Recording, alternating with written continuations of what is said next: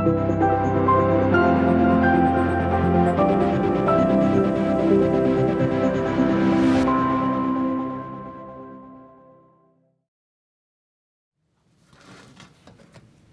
couple of weeks ago, as we were talking about Baptist history each Sunday morning, I told the story of Shubal Stearns and those men, Shubal Stearns, Daniel Marshall, that came from Connecticut down into North Carolina. And this morning I want to tell another piece of that story, which I wanted to wait until we had talked about that to tell this one.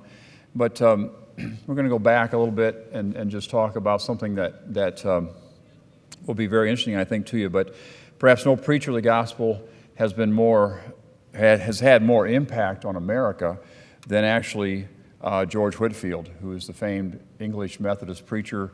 One author wrote that George Whitefield blazed across New England's landscape for 6 weeks during the fall of 1740. And this evangelistic tour, which took him to all the towns of the seaboard and the Connecticut Valley, set the pattern for revivalism in New England for the remainder of the century.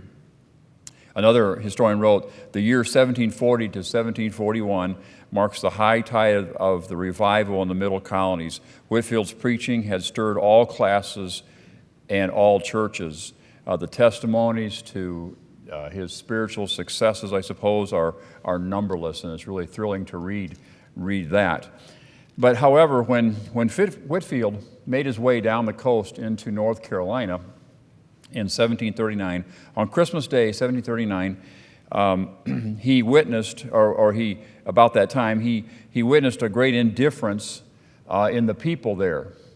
Saddened him greatly. And on Christmas Day, 1739, he made this entry into his journal describing the situation. He wrote, I went to public worship on Christmas morning, but mourned much in spirit to see in what an indifferent manner everything was carried on. He continued, I wrote this morning to the minister of New Bern, North Carolina, who I heard countenanced a dance master by suffering his son to be one of the learners. Several of the inhabitants, I was informed, had subscribed to this dance master's assemblies, and they were generally attended with ill consequences.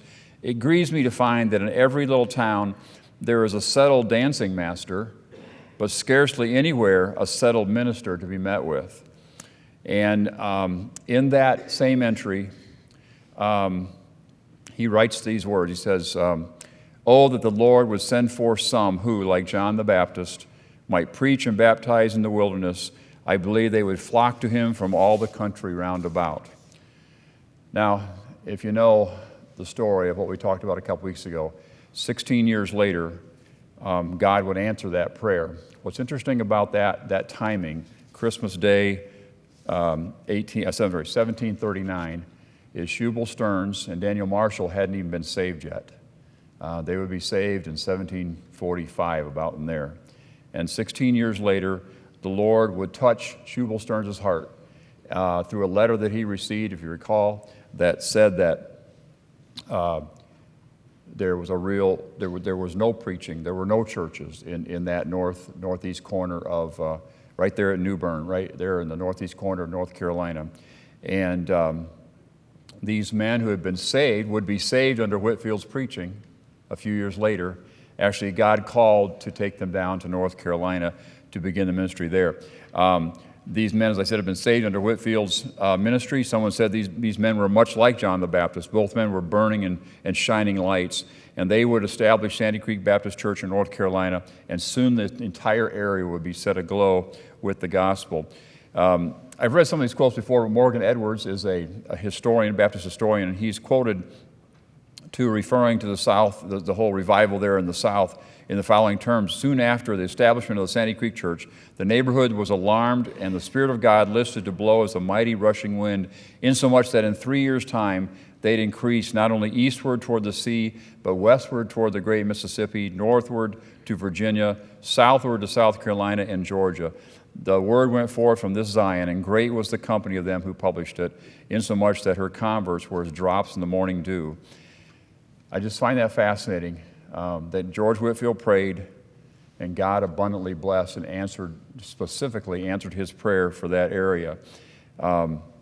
it just makes me think as we think about that as I thought about this myself, I should say, I thought, I think maybe in prayer my greatest I don't want to say maybe my greatest sin is being impatient. You want to pray, but you don't really give it in God's hands. You might say, God, I want, or this needs, this is an important thing. This needs to be done. Would you answer this prayer? And of course, I want the answer tomorrow, right? Or this afternoon. Think about that. Whitefield prayed, and God in His timing had to find someone willing.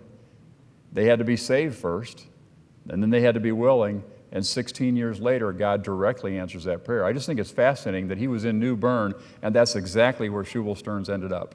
And I just find that as a wonderful illustration of prayer and how God works. There's no problem He cannot solve, and there's no prayer that He cannot answer.